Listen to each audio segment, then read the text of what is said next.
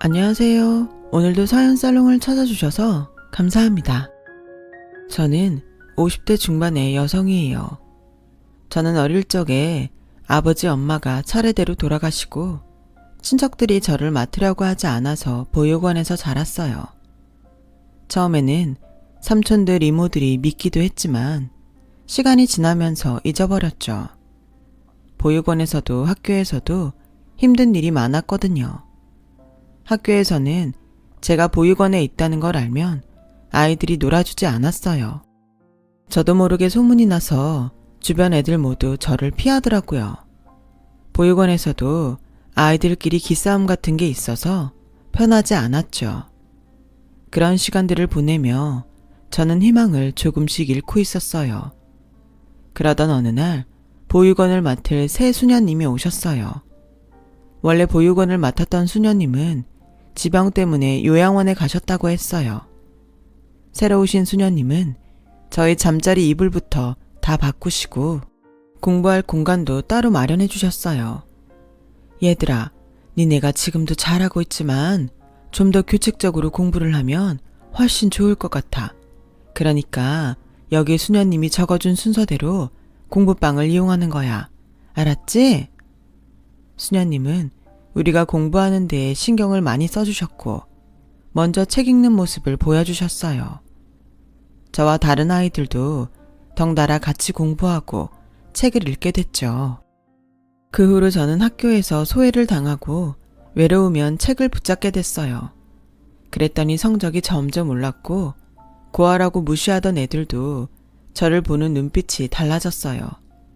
중학교 때는 반에서 5등 안에 꼭꼭 들었고 선생님들은 그런 제가 기특했는지 일부러 공부를 봐주기도 하셨어요. 고등학교 때는 반에서 10등 안의 성적을 유지했고요. 고등학교를 졸업하면 보육원을 나가야 됐기 때문에 고민이 많았어요. 할 수만 있으면 대학을 가고 싶었지만 지낼 곳을 찾기도 어려운데 불가능한 일 같았어요. 그때 수녀님이 성당에 다니는 공부방을 하시는 아주머니와 연결해 주셨어요. 아주머니는 제가 대학에 붙으면 공부방에서 지내게 된다고 했어요. 대신 아이들 가르치는 보조교사를 하는 조건이었죠. 저는 무조건 그렇게 하겠다고 했어요. 생각지도 못했던 방법이 생기니 공부하는 데에도 힘이 났어요. 수녀님, 정말 감사해요.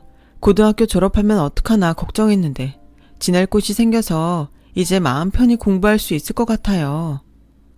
나한테 감사할 거 없어.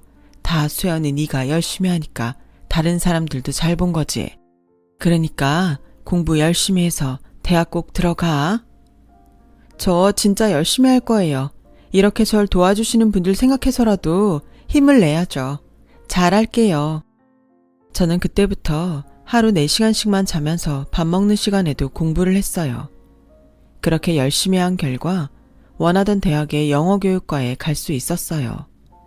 보육원을 떠나던 날, 저는 수녀님을 잡고 펑펑 울었어요. 저는 수녀님 아니었으면 이런 날이 오지도 않았을 거예요. 너무 좋은데 막상 나가게 되니까 너무 섭섭해요.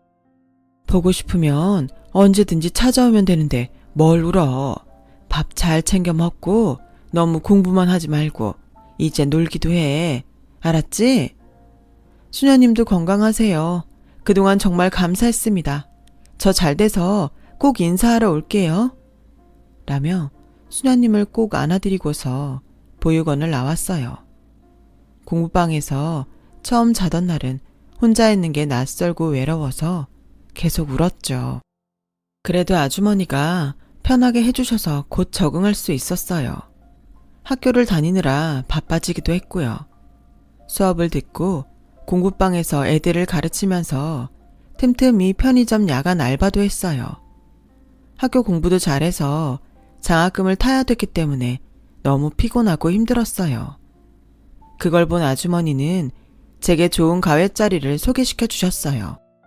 이것저것 하느라 바쁘고 힘들 텐데 가외를 하면 그래도 편의점에서 일하는 것보다 나을 거야. 애들 둘 다 중학생이고 수학하고 영어 2과목 할 거니까 잘해봐. 감사합니다. 이렇게 제가 신세만 져서 어떡하죠? 그런 말 마라. 수연이 오고서 우리 공부방 애들 늘었잖아. 나도 애들 성적 많이 오르면 조금씩 수고비 떼줄게. 아주머니는 정말 성적 오른 애들의 수고비를 주셨고 저는 가회비와 그 돈으로 생활비도 하고 저금도 했어요. 조금씩이지만 매달 보육원에 돈도 보냈고요. 그렇게 바쁜 대학 4년을 마치고 저는 입시학원 영어 강사로 취직했어요. 교원 자격증도 땄지만 학교의 교사로 발령받기까지 좀 기다려야 되더라고요. 학교 선생이 되는 것보다 제 생활이 급했기 때문에 먼저 취직이 되는 일을 해야 했어요. 계속 공부방에서 지낼 수도 없는 노릇이었고요. 방 하나에 작은 주방에 딸린 방을 구해서 나름 이사를 했을 땐 그렇게 뿌듯할 수 없었어요. 본격적으로 학원 일을 하면서 보육원에 정기적으로 보내는 돈도 늘렸어요. 명절이면 아주머니도 찾아뵙고요. 수녀님은 은퇴하셔서 수녀원에 들어가셨기 때문에 1년에 한 번 정도밖에 뵐 수 없었어요. 그러다가 저는 학원에서 좋은 인연을 만나게 됐어요. 다른 학원에서 스카웃된 수학 강사였는데 첫눈에도 인상이 좋고 착해 보였어요. 실력도 있고 잘 가르치는데 학생들 질문에도 성의껏 대답해줘서 굉장히 평이 좋았어요. 저도 그 사람한테 호감을 느꼈죠. 제가 마지막 수업이 밤 11시에 끝나는 날이 있었는데 그 사람이 기다리고 있더라고요. 박수현 선생님, 저하고 야식 같이 드실래요? 제가 너무 배가 고픈데 혼자 먹으려니까 좀 그래서요. 생각 없으시면 그냥 옆에라도 있어주세요. 라는데 그 모습이 그렇게 순수해 보일 수가 없었어요. 저희는 그날 첫 만남을 시작으로 자연스럽게 사귀게 됐고 1년 정도 만남을 이어간 후에 그 사람이 저에게 청혼을 했어요. 나도 종호 씨하고 결혼하고 싶은데 내가 어떤 처진지 알잖아. 나 같은 며느리 시댁에서는 안 좋아할 것 같아서 걱정돼. 내가 말했잖아. 나도 친엄마 돌아가시고 새어머니라고. 여동생도 새어머니가 데려오셨고 나하고 별로 안 친해. 같이 산 지도 오래됐고 아버지도 돌아가신 지 좀 돼서 힘든 일 없을 거야. 내가 결혼한다고 하는데 새어머니가 뭐라고 하겠어? 그래도 어머니 입장에서는 며느리를 보는 건데 신경 쓰이실 거야. 아들이 또 있는 것도 아니고 종호 씨 하나인데 사돈 집안을 안 보겠어?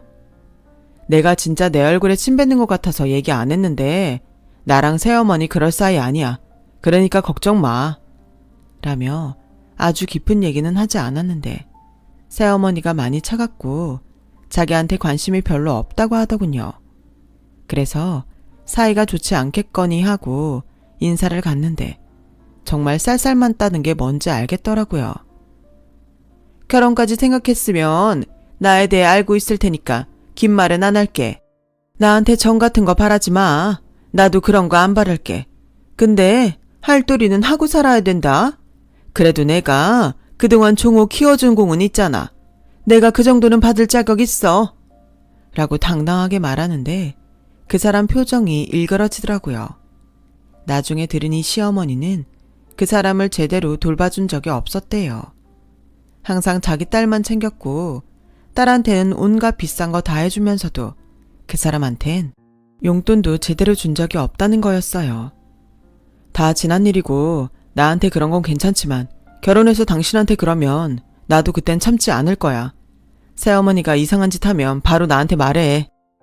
라고 했지만 그 당시만 해도 저는 제가 남편하고 시어머니 사이를 편하게 해주면 좋을 것 같다는 순진한 생각을 하고 있었어요. 그래서 결혼 후 학원 다니느라 바쁘면서도 시어머니가 집에 불러 도우미처럼 부려먹는 것도 묵묵히 참았었죠. 시어머니는 학원으로 전화까지 해서 자기 친구 딸 결혼 부조금을 저한테 달라고 하더군요. 어머니, 그건 어머니 용돈에서 하시면 안 될까요? 제가 어머니 말씀하신 것보다 더 넉넉하게 드리잖아요. 용돈 드린 지 얼마 안 됐고요. 저도 계획이 있고 저희 생활비도 써야 해서요. 너 되게 웃긴다. 내가 50만 원을 달랬니? 100만 원을 달랬니? 그깟 10만 원을 더 준다고? 니네가 생활을 못하지도 않을 거면서 그렇게 야박하게 구니? 막말로 내가 종호 친어머니여도 이랬겠어? 그런 게 아니에요.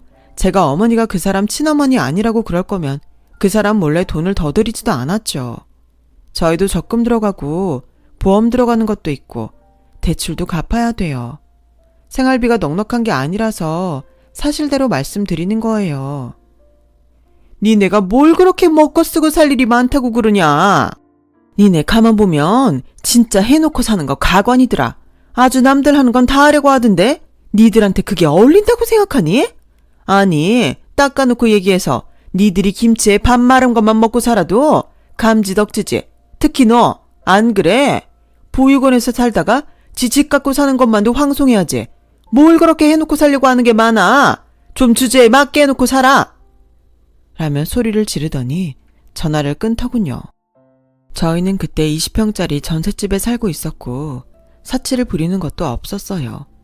남들 하는 것만큼만 하고 살았고 더 안 쓰고 살았죠. 시어머니 눈에는 그것도 저희한테 감지덕지라는 건데 정말 기분 나빴지만 그래도 참는 데까지 참아보자고 생각했어요.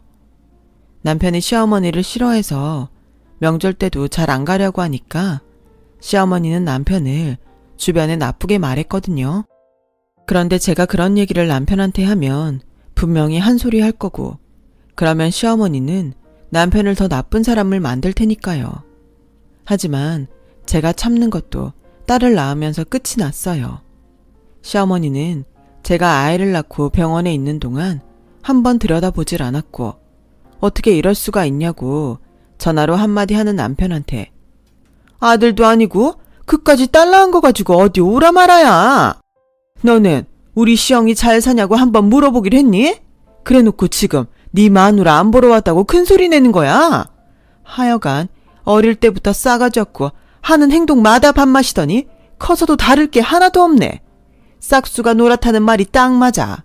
니들 딸인데 똑같겠지 어련하겠니? 별것도 아닌 것들이 바라는 것도 많다. 끊어! 그때부터 저도 시어머니한테 기본적인 용돈만 보냈고 전화가 와도 받지 않았어요.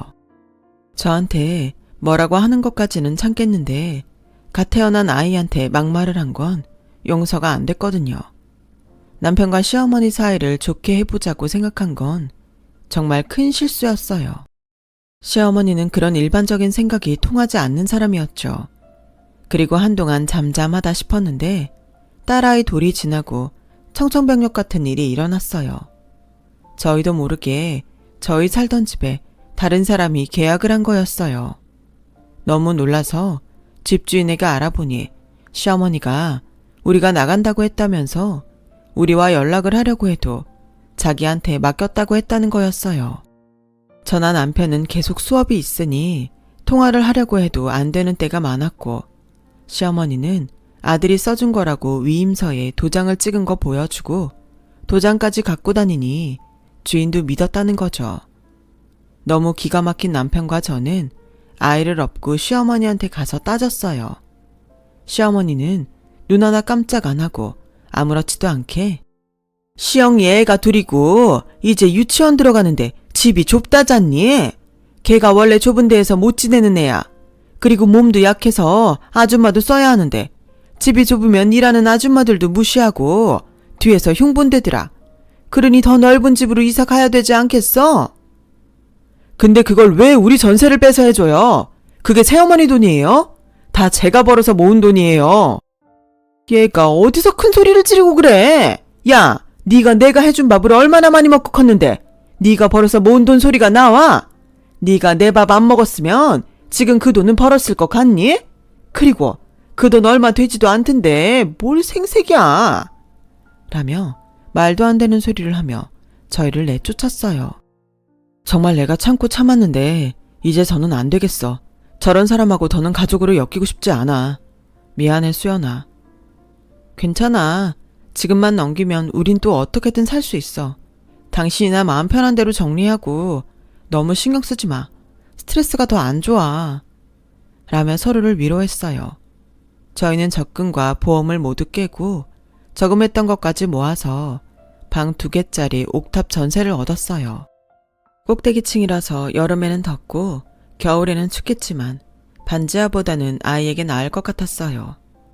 남편은 정말 새 시어머니와 결별하려고 변호사에게 상담을 했지만 친생자 관계가 아니라는 걸 증명을 해도 쉽지 않다는 말에 일단 포기를 할 수밖에 없었어요.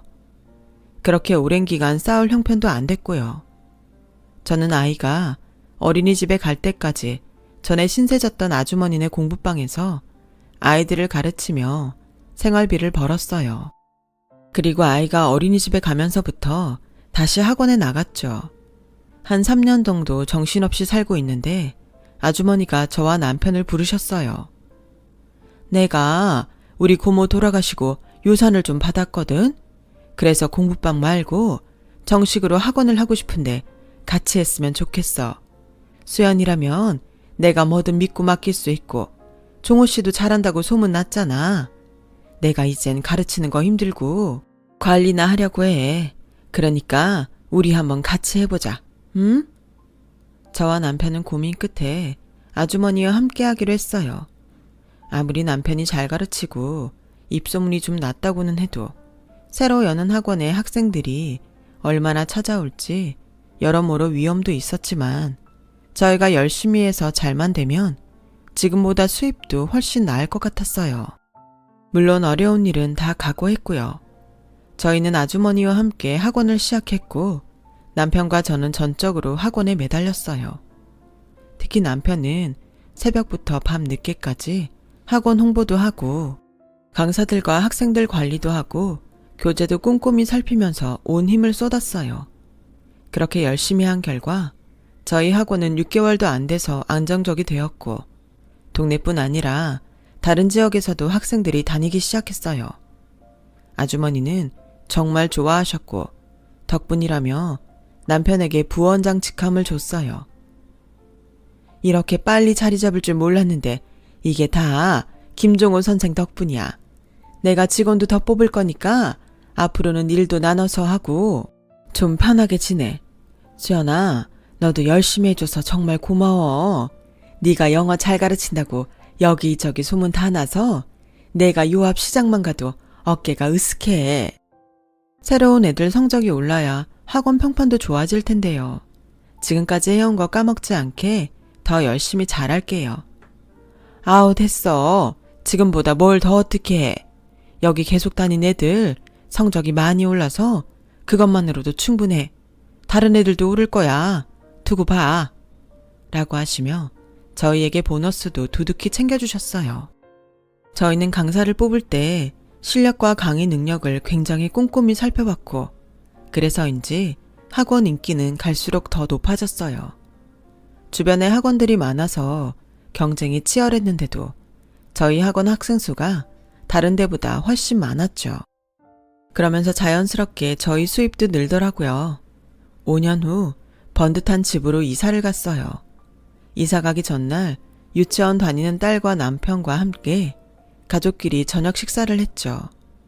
시어머니한테 전세비를 강제로 빼앗기고 옥탑으로 왔을 땐 언제 집다운 집을 마련할지 눈앞이 캄캄했는데 이런 시간이 오니 마음이 벅차오르고 눈물이 났어요. 건강하게 잘 자라준 딸도 너무 고마웠고요. 엄마도 아빠도 바빠서 많이 놀아주지도 못했는데 명랑하고 밝게 커주니 대견하고 그저 예쁘기만 했죠. 오랜만에 새 식구가 좋은 시간을 보내고 집에 돌아왔는데 생각지 못한 사람이 집 앞에 있었어요. 바로 시어머니였어요. 왜 이렇게 늦게 다니니? 애도 어린데 여기서 한참을 기다렸잖아. 못 만나고 가나 싶었는데 다행이다. 라며 어제 본 것처럼 뻔뻔하게 말을 하자 남편은 금세 얼굴이 굳어서 상대도 안 하고 집으로 들어가 버렸어요. 저도 딸 손을 잡고 얼른 집으로 들어가려는데 시어머니가 제 팔을 덥석 잡았어요. 오랜만에 만났는데 인사도 안 할 거야? 지금 그냥 들어가 버리면 나 니네 학원 알아내서 거기도 쫓아갈 거야. 라는 말에 저는 딸을 먼저 들여보내고 시어머니와 집에서 좀 떨어진 데로 나왔어요. 듣자하니 니네 돈 좀 번 거 같은데 그동안 나한테 생활비 안 보낸 거? 이번에 한꺼번에 받아야겠다. 그게 무슨 말도 안 되는 소리예요. 저희가 생활비를 왜 줍니까? 저희 전세 뺏어간 거 잊으셨어요? 그날로 어머니하고 저희는 끝인 거예요. 언제 누가 끝났다고 하니? 나는 그런 적 없다. 너희가 일방적으로 말도 없이 사라져서 늙은 사람 부양도 안 했잖아. 아무리 내가 계모라고 해도 그러는 거 아니다. 백날 애들 가르친다면서. 니네 인생은 왜 그 모양이야? 사람이 돼야지. 말 같지도 않은 소리 그만하세요. 저희한테 그런 거 요구하시면 안 되죠. 본인이 어떤 짓을 했는지 좀 생각해 보세요. 한 번만 더 와서 이러면 저도 가만 안 있어요. 아이고야, 이제 협박도 하냐? 네가 뭘 어쩔 건데? 남편이 무서워서 상대 안 하는 줄 알아요? 당신네들 더러워서 상종 안 하는 거예요. 제가 그러라고 했고요. 이제 저도 안 참습니다. 행패 부린다고 경찰에 신고할 거고요. 저희 전세 빼앗아 간 것도 어떻게든 다 고소해버릴 거니까 알아서 하세요. 라고 따끔하게 말했더니 당황해서 가버리더라고요. 제가 그렇게 세게 나갈 줄 생각 못한 것 같았어요. 저와 남편은 이사를 가게 돼서 다행이라고 했죠. 그러면 또 찾아와도 더는 만날 일이 없으니까요. 하지만 시어머니는 며칠 후 저희 학원에 찾아와서는 접수대 앞에 주저앉아서 큰 소리로 통곡을 하기 시작했어요. 아이고, 여기서 잘 가르친다고 소문난 선생이란 것들이 계모라고 나몰라라고 지들끼리만 잘 먹고 잘 살고 불효 막심한 것들. 남의 자식 키운 건 공도 없다더니 내가 먹이고 학교 보내고 다 키워놨더니 지들끼리 소리소문 없이 이사가 버리고 어떻게 이럴 수가 있어. 지 어머니는 굶어 죽게 생겨도 들여다보지도 않고 이런 것들이 선생이라고 누굴 가르친다는 건지 아유 내가 분해서 못 살아. 저와 남편은 시어머니를 일으켜 세우려고 했지만 시어머니는 그 자리에 눌러 앉아서 꿈쩍도 하지 않았어요. 이러지 말고 일어나세요. 저 정말 가만 안 있습니다. 이렇게 점잖게 말하는 거 마지막이에요. 라는 남편 말에 시어머니는 더 크게 소리를 지르며 그래 아주 막 나가자는 거지. 네가 지금 하는 건 점잖은 거냐? 이젠 너도 협박하면서 널 키워준 사람을 나쁜 사람으로 만들 거냐? 저번에 네 마누라가 날 협박하더니 너도 그새 배웠냐? 그래 어디 해볼 테면 해봐. 라며 억지를 쓰는데 그때 아주머니가 제복경찰 2명과 나타나셔서 그래 어디 해봅시다. 남의 일터에 와서 회방이나 하고 말이야. 이 할머니가 어디서 행패를 부려. 대기 얘들 집 몰래 전세 빼서 친딸 집 해준 거 모를 줄 알아? 당신이 얘들한테 뭘 해줬다고 그래? 그렇게 잘해줬다면서 왜 손녀 낳은 며느리 한 번도 보러 안 갔어? 내가 더 얘기해볼까? 어디서 부끄러운 것도 모르고 이러고 있어. 아유 내가 억울해서 못 살아. 이것들이 이런 식으로 사람을 모함하고 있었네. 라며 억지를 부렸고 결국 경찰들이 붙잡아서 경찰서로 데려갔어요. 남편은 수업에 들어가고 제가 갔더니 시어머니는 그제야 얼굴이 하얗게 질려서 저를 붙잡고 사정하더라고요. 얘, 이게 다 뭐냐? 난 그냥 니네가 하도 내 얘기를 안 들어줘서 하소연한 것뿐인데 무슨 영업방해, 명예훼손에, 무고죄 이런 게 다 뭐니? 네가 얘기 좀 잘해줘. 다 맞잖아요. 없는 얘기 꾸며서 저희 억울하게 만들고 직장까지 찾아와서 사람들 앞에서 망신 주고 그게 어떻게 하소연이에요? 난 그저 내가 형편이 어려우니까 좀 도와달라고 한 것뿐인데 이렇게 될 줄은 정말 몰랐다. 정말 나 이걸로 고소할 거 아니지? 고소할 거예요. 저희라고 매번 당하기만 할 줄 아세요? 그것뿐 아니고 접근금지 명령도 받아낼 거예요. 얘 며느라, 박수연 선생, 내가 모르고 그런 거잖아. 선생이면 이런 것도 이해할 수 있잖아. 이분만 어떻게 넘어가죠. 내가 정말 돈이 급해서 그랬던 것뿐인데 고소라니 이건 아니지.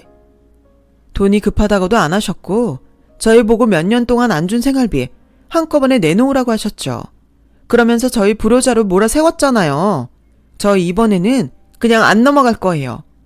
라고 하자 시어머니는 제 손을 붙잡고 나 네 시어머니야. 가족끼리 이러는 거 우습잖아. 저희가 무슨 가족이에요. 우리는 남남이죠. 아니 남남보다 못하잖아요. 이렇게 자꾸 저희를 나쁜 사람으로 몰아가면 전세비 빼간 것도 사기죄로 고소할 거예요. 저희가 몰라서 가만히 있는 줄 아세요? 마지막 예의는 지키려고 그냥 넘어간 거였어요. 라며 손을 거칠게 뿌리쳤어요. 그제야 시어머니는 고개를 숙이며 내가 정말 잘못했어. 제발 그것만은 하지 말아줘. 하며 싹싹 빌더군요. 알고 보니 저희 전세비 뺀 걸로 보태서 집을 사준 딸이 사위한테 거짓말을 하고 거에게 돈을 빼돌렸다고 해요.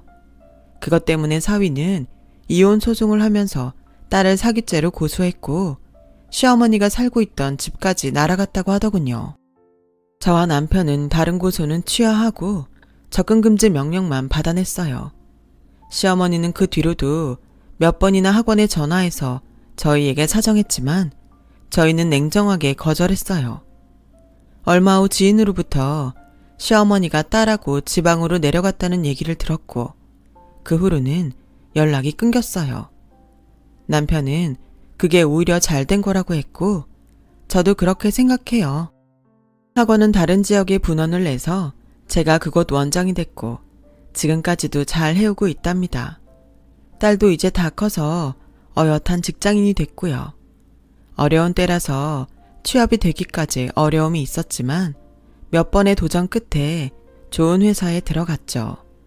이제는 듬직한 사위감만 나타나면 바랄 게 없겠네요. 제 얘기는 여기까지예요. 긴 얘기 들어주신 여러분 모두 감사합니다. 다들 건강하시고 행복하고 좋은 일만 많으셨으면 좋겠어요. 여러분, 사연 댓글에 응원과 현명한 조언 부탁드려요. 좋아요와 구독은 저에게 큰 힘이 됩니다. 오늘도 좋은 일 가득하세요.